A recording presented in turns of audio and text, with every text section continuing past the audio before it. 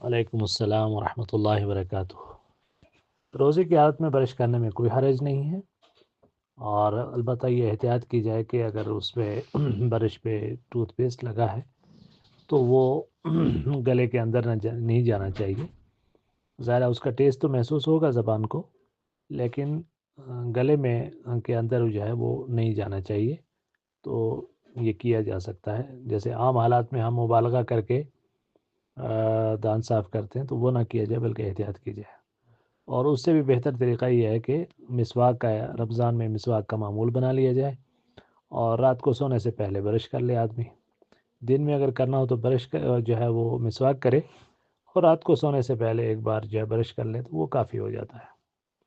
البتہ روزے کی حالت میں برش کرنے میں کوئی حرج نہیں ہے۔ دیکھیے، رمضان مبارک میں تہجد پڑھنے کے سلسلے میں جو سوال ہے، دیکھیے یہ 3 لفظ ہیں، ایک ہے قیام اللیل، ایک ہے تہجد، ٹھیک ہے نا، اور ایک ہے تراویح۔ اگر آپ رات کی جو بھی نماز پڑھی جاتی ہے، چاہے اس کو آپ ٹائٹل تراویح کا دیں، تہجد کا دیں، اس کو قیام اللیل ہی کہا جائے گا، ٹھیک ہے نا، رات کا قیام۔ اب اگر وہ عشاء کی نماز کے فوراً بعد باجماعت عام طور پر جس طریقے سے پڑھی جاتی ہے اس کو ہم تراویح کہتے ہیں، اور اگر سو کر رات کے آخر حصے میں پڑھا جائے تو وہ تہجد کہلاتا ہے۔ سو کر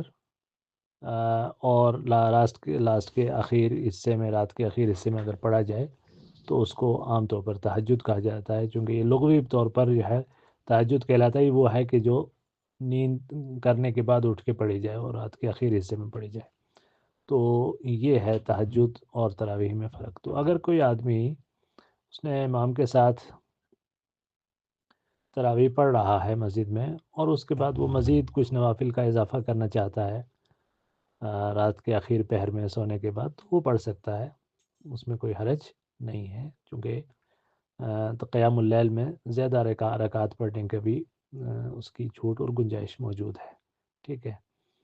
تو اور اگر اس کو تراویح امام کے ساتھ اس نے پڑھی نہیں ہے،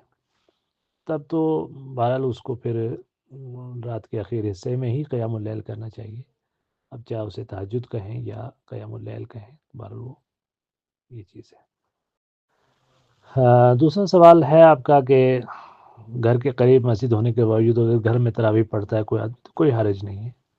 نوافل گھر میں پڑھنے کی گنجائش ہے، بلکہ ترغیب بھی دی گئی ہے۔ تو البتہ چونکہ تراویح سیدنا عمر رضی اللہ تعالیٰ نے صحابہ کرام کو اس پہ جمع کیا تھا، تو اب وہ صحابہ کی سنت ہے اور صحابہ پڑھتے آئے ہیں اور آج تک امت کا اس پر عمل ہے، تو اگر کوئی آدمی باجماعت مسجد میں آ کے تراویح پڑھتا ہے تو زیادہ اچھی بات ہے، لیکن اگر وہ کسی وجہ سے گھر میں پڑھنا چاہتا ہے تو کوئی حرج نہیں ہے،